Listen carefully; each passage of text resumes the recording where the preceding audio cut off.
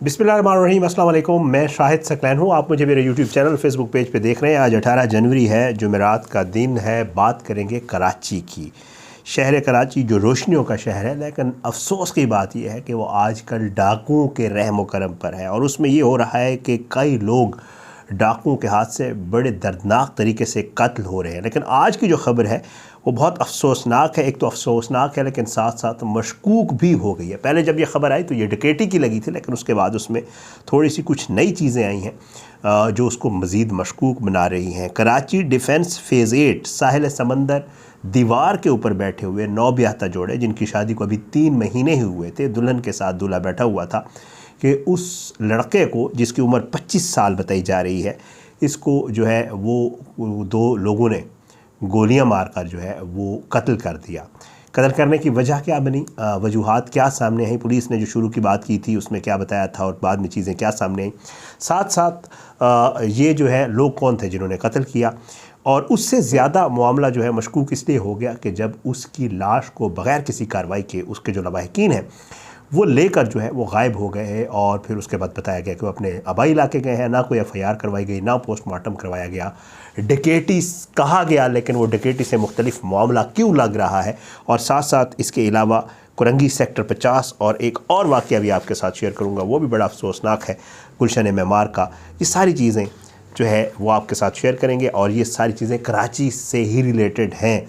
और ज़ाहिर है कराची मेट्रोपॉलिटन है, पाकिस्तान की आबादी का एक बड़ा हिस्सा कराची में है, पाकिस्तान के रेवेन्यू का एक बहुत बड़ा कराची से हिस्सा जो है वो आता है। तो इसलिए कराची की जब भी कोई बात होती है उसको बड़े ध्यान के साथ और बड़ी अहमियत के साथ जो है वो बयान भी किया जाता है और उसके ऊपर बात भी की जाती है। आपसे वही दरख्वास्त है, अगर आपने अब तक मेरा यूट्यूब चैनल सब्सक्राइब नहीं किया, फेसबुक पेज को लाइक नहीं किया, तो यूट्यूब चैनल को सब्सक्राइब करें। फेसबुक पेज पे वीडियोस अपलोड होती हैं, फेसबुक पेज को फॉलो करें, वीडियोस को लाइक और शेयर करें।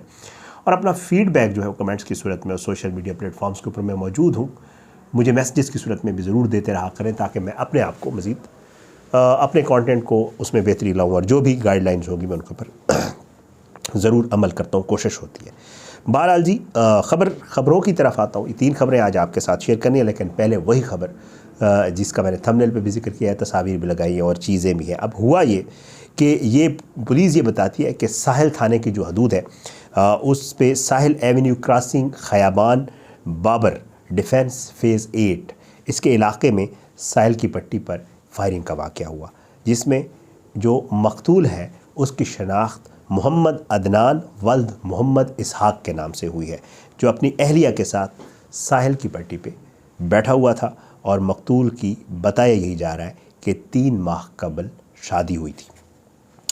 अब वाक़ये के वक्त ये बताया जा रहा है कि जो अदनान है ये अपनी दुल्हन के साथ सी व्यू 2 दरिया मशहूर जगह है कराची, तो क्या अब तो पूरे पाकिस्तान में जब भी कोई यहाँ से इस्लामाबाद से भी कराची जाता है तो 2 दरिया और सी व्यू और ये एरिया जो है बड़ा मशहूर है। वो कहते हैं कि जी ये इन्होंने रेस्टोरेंट पे ये खाना खाने के लिए आए थे वहाँ पे, और उसके बाद दोनों जो है वो साहिल पर बनी दीवार पर बैठ कर बातें कर रहे थे। लोग वहाँ जाते हैं, बैठते हैं, फैमिलीज़ भी जाती है, बच्चों के साथ लोग जा रहे होते हैं। जब भी कराची जाना हो, ज़ाहिर है मैं भी जब जाता हूँ तो सी व्यू और 1-2 पोर्ट ग्रैंड और इस तरह के तारिक रोड और इस तरह के जो एरियाज़ हैं जो खाने पीने के लिए मशहूर हैं, तो वहाँ पे जाना जो है और जो है वहाँ पे जाना और फिर वहाँ पे बैठना और ये सारी चीज़ें तो होती हैं।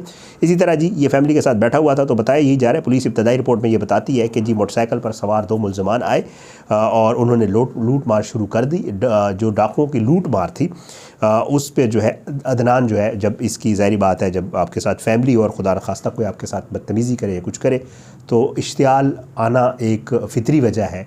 ज़ाहिर है फिर इसको भी इश्तियाल आया, इसने उनके साथ हाथापाई की और हाथापाई के दौरान जो है डाकू ने जो है अदनान के सर पर 2 गोलियां मारी, जो कि जानलेवा साबित हुई। और अदनान को वहीं पे ही साथ ही एक प्राइवेट हॉस्पिटल है वहाँ पे ले जाया गया, क्लिफ्टन में ही बताया जा रहा है हॉस्पिटल है, वहाँ पे ले जाया गया और वहाँ पे वो ज़ाहिरी बात है जाँ भर ना हो सके और वो जाँ भाग हो गए।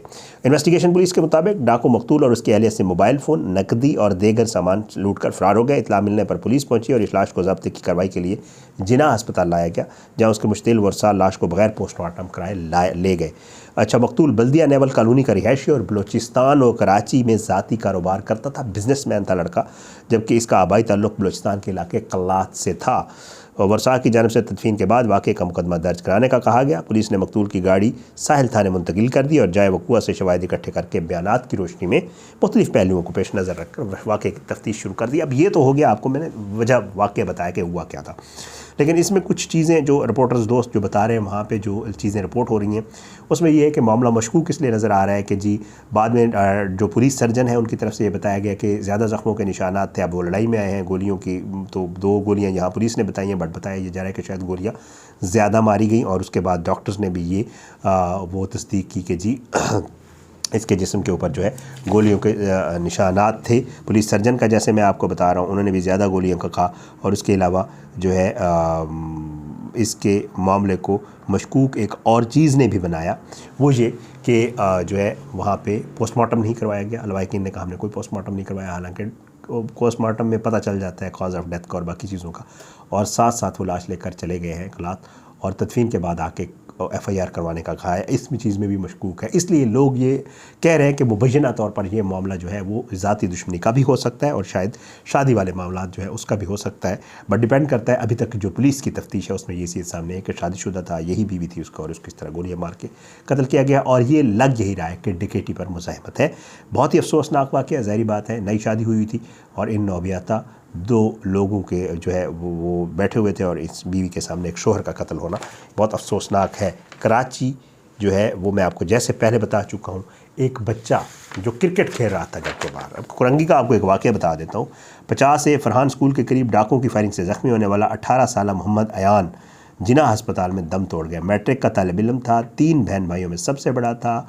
बताया उसके वालिद ने कि बुध की शाम अयान घर के बाहर अपने कज़न और दोस्तों के साथ क्रिकेट खेल रहा था कि मोटरसाइकिल सवार 2 नामालूम मुसल्लह मुल्ज़िमान ने असले के ज़ोर पर अयान के मामू दानिश से मोबाइल फ़ोन छीना।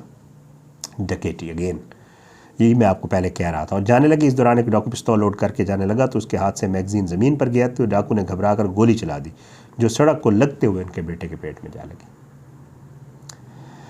वालिद ने बताया कि वो डाकू के पीछे दौड़े लेकिन वो तेज़ी से निकल गया। मुलज़िम बंगाली पाड़े से आए थे और मकतूल अयान तालिब का मैट्रिक का तालिब इल्म था। शाम में मामू के साथ घर में कारखाने में काम करता था। मामू दानिश ने बताया कि मोबाइल फ़ोन मुसल्लह मुल्ज़िमान को देते हुए कोई मुज़ाहमत नहीं की थी। इसके बावजूद उन्होंने पिस्तौल का मैगज़ीन ज़मीन पर गिरने के बाद फायरिंग की। एक वाक़या एक और सोशल मीडिया पे वीडियो शेयर हुई, उसका वाक़या आपको बता देता हूँ। 13 जनवरी की शब 8:45 बजे के करीब एक वाक़या पेश आया। चहल पर सड़क पर चहल पहल करती गाड़ियाँ भी गुजर रही हैं। वीडियो में देखा जा सकता है कि 2 डाकू इंतहाई इत्मीनान और दिलेरी के साथ भारी मालियत के मोबाइल फ़ोन लूट कर अपने हमरा लेकर बैग में फ़रार हो गए। वारदात के दौरान दुकान में मौजूद अमला बेबसी के आलम में अपने कीमती मोबाइल फ़ोन लूटते देख रहा है।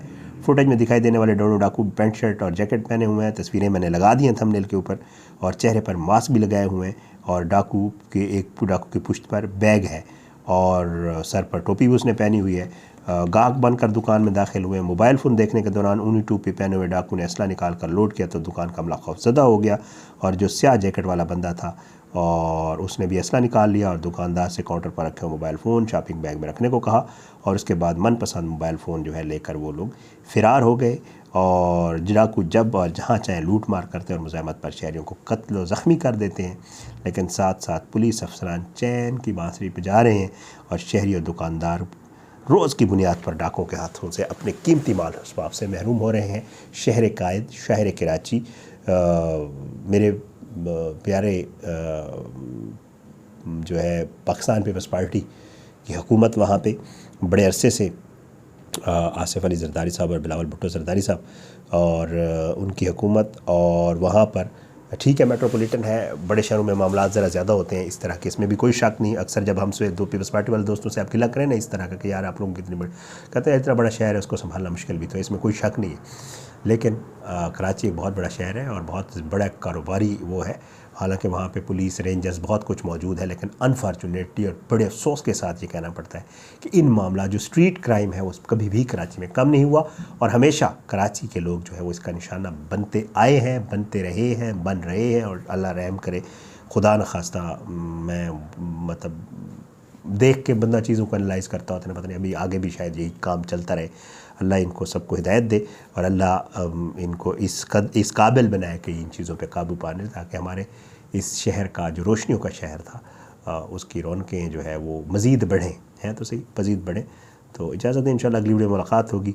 आप अपनी दुआओं में हमें याद रखा करें, पाकिस्तान को याद रखा करें, कराची को याद रखा करें, और जो है अल्लाह पाकिस्तान का हामी नासिर हो, इसके खिलाफ साजिशें करने वालों को नस्तानाबूद करे, ज़ालिमों को इबरत का निशान बनाए, मज़लूमों को इंसाफ मिले। अगली वीडियो में मुलाकात होगी।